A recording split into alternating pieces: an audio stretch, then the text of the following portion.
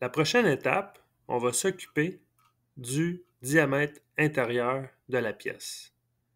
On va procéder de cette façon-là.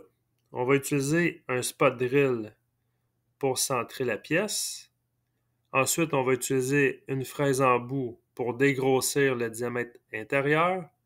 Et on va dégrossir et finir l'intérieur avec un cycle de dégrossage et finition, mais avec une boring bar. Mais dans cette vidéo, on va s'attarder pour le centrage et le end mill.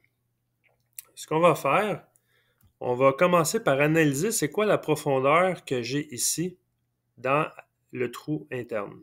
Je vais cliquer à droite et je vais faire Analyse, Entité, Propriété et je vais cliquer sur ma ligne qui est ici et elle me dit que j'ai une profondeur de 150 millièmes. Ça, je vais en avoir besoin quand je vais faire mes différents toolpaths.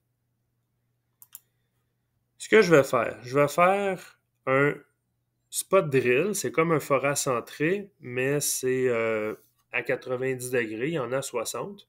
On a différents spot drills différents, mais en fait, j'utilise le spot drill pour enlever la matière au milieu du end mill qui va aider le end mill à creuser sans trop d'effort. Ce que je vais faire, je vais sélectionner l'opération drill. Je vais sélectionner spot drill, mais je vais prendre une demi. Et ça va être mon outil numéro 2. Je peux écrire dans les commentaires centrage. Dans le Simple Drill, on a les options comme la profondeur. On va la paramétrer directement à moins 150.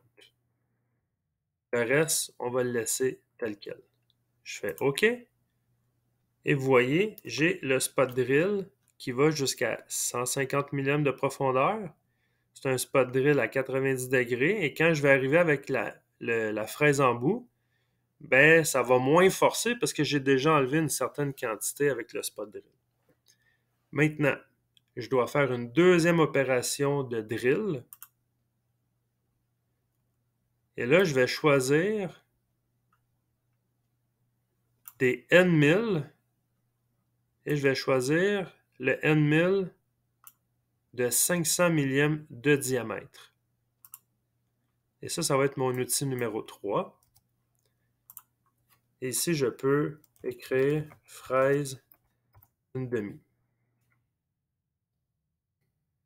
Dans Simple Drill, je m'assure que je suis encore à moins 150 mm et le reste, je le laisse tel quel.